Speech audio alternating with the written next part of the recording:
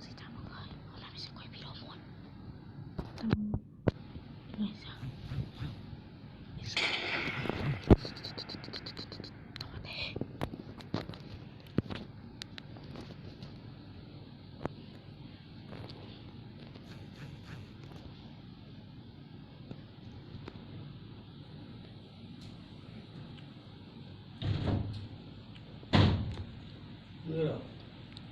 Cái pin à?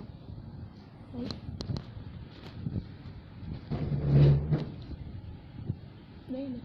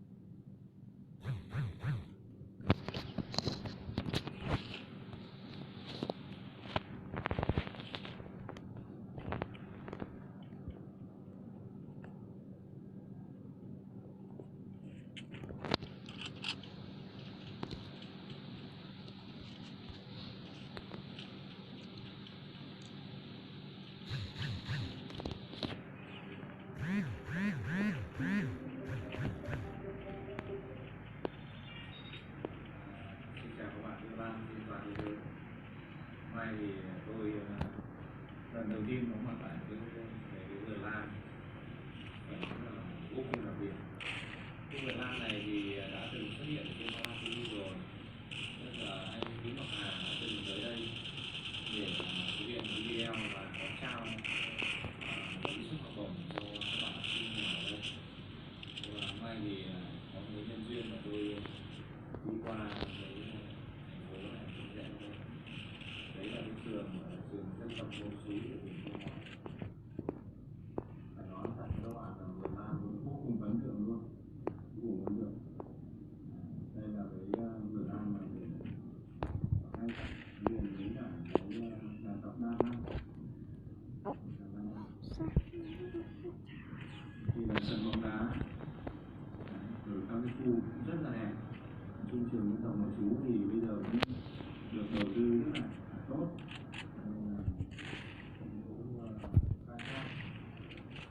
Ở đây thì đang có rất nhiều giò lan, rất nhiều giống lan. Đó là nhìn thân thủ cũng thuộc dạng phi phạm luôn. Nên là cái vườn lan cũng rất là đặc biệt. Đấy là do trường dân tộc Nội Trú gây dựng lên. Tí nữa hiện tại thì thầy Toàn là hiệu trưởng nhà trường thì đang xin đường về đây và tôi quay trước. Tí nữa thầy về đây thì tôi sẽ phỏng vấn chi tiết hơn. Và trước mắt là tôi quay một vài cái mặt hoa rất là đẹp luôn. Cái giò như này rất cao luôn các bạn. Tân thủ phi phạm. Không, đây không có gì. Tần thủ rất chi là dài, cành tiếp ở với tàn, nhưng mà dù nó tàn sẽ gọi thì nhìn cũng rất đẹp, bởi vì như là một số hoa ở phía trước này là toàn bộ cái còn dễ lũ ấy, nhìn rất là đẹp rồi, rất là đẹp. Giống thần thủ nó là thuộc dạng đỉnh cao các bạn. Cái gãy này là do nó cái thân này nó quá nặng, thân nó quá nặng, nó không có cái gì đỡ nên là nó, hoặc là do nó tác động thì nó không được. Gập này không sao đâu, nó chỉ bị xấu linh khí thôi, không sao. Còn bên này bình thường thì nó nặng. Cái này thì chẳng biết là giống gì. Mà hoa đây, hoa thì bây giờ mới đang hé thôi, chưa căng đẹp. Thứ hai là lúc này thì đã là 17, 18 giờ kém, 6 giờ kém 15 rồi. Nên là có thể là bông cũng sẽ không được bay, nhưng mà nhìn thân thủ cũng rất là phê. Chắc cũng gọi là mít được. Thì bản thân lá mít thì nó có nhiều kiểu mít và loại.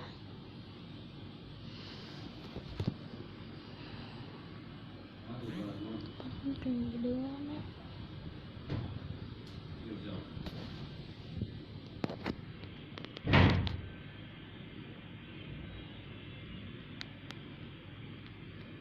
Vì điểm tím bây giờ thì nó những cái mặt hoa mà nó đặc sắc ấy, thì cũng vẫn có rất nhiều người thích.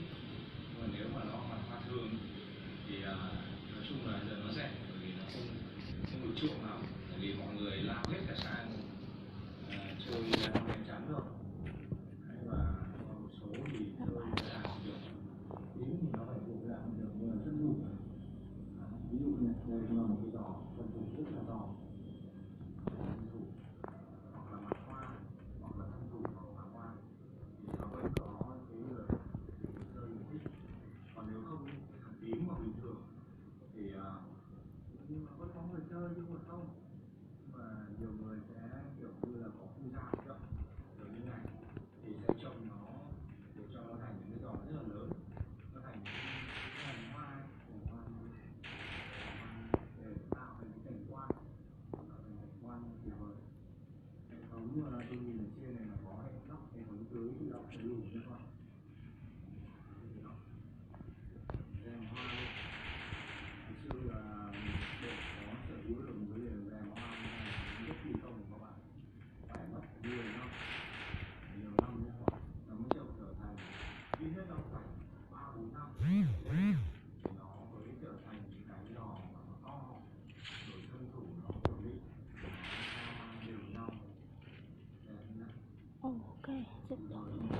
Cái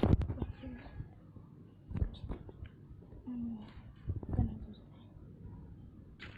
rất là nhiều thân thủ hơi cao nhưng mà hơi vướng lên để quay được.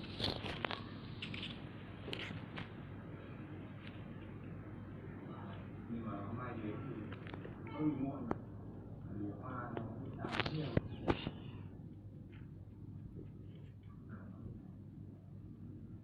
Rất nhiều hôm mặt ông cũng đẹp.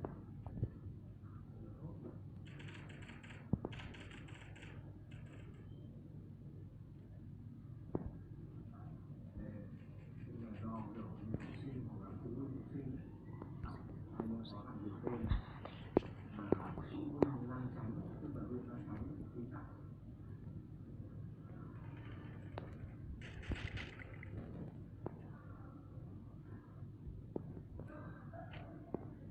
Ở đây là hộ phụ huynh bán nước, là huyện bán nước tặng, huyện phụ huynh dọn lại. làm thế thì xin nhá. Lọc cho mình. Đây là huyện Thường Xuân, phụ huynh Thường Xuân. Đây là cán bộ giáo viên nhà trường. Đây là bên này là huyện Quan Hóa, bên này là huyện Mường Lát, huyện Quan Sơn. Đấy, đây thầy Đoàn hiệu trưởng nhà trường về đây rồi. Và bắt tay trái cái này, tay phải đang đây nhé. Và hôm nay là các trường là đang vừa mới kết thúc thi đúng không anh? Kết thúc thi vào 10 và kết thúc vào 10 khách được rồi. Ngày mai bắt đầu chấm thi rồi. Thi cử ổn thỏa nhé.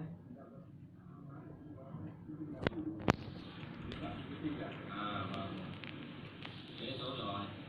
Vui rồi. Bây giờ vườn của mình này là có bao nhiêu giống này? Em cũng không biết rõ chắc là là sớm đây ạ. Là được rồi. Thân thủ ra đấy. Cái này nhạn đúng không? Chứ nhạn rồi. Thì tuổi có nhiều người cứ bảo là cũng có tranh cãi về cái chuyện tháng 4, tháng 8. Có những người thì bảo là thực ra là nó khi nó vẫn chính là một thôi, nhưng mà có thể do cái giống nó nở muộn hơn tí thì nở muộn nở sớm tí nó như vậy đúng không?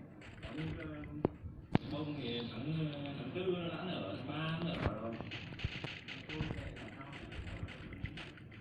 Tức là cái vườn này là mình sinh gây dựng là từ năm nào thầy?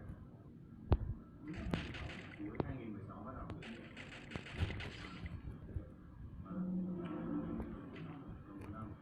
Đấy, thế các bạn tôi đoán nó phải bao nhiêu năm nó mới có thể tạo thành một cái không gian mà cái cây nó ấm chậu nó thành chậu lớn khoảng như thế này.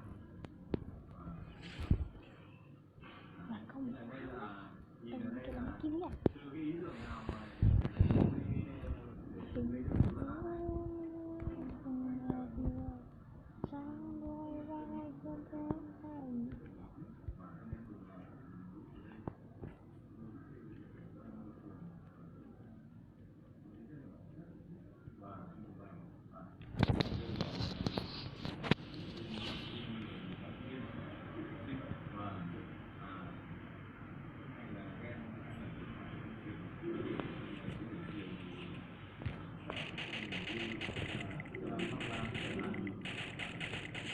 lúc đầu thì các bạn học sinh mà kiểu nhà ở vùng sâu ra có trực tiếp mang lại đúng không? Hay là đầu năm thì chưa gọi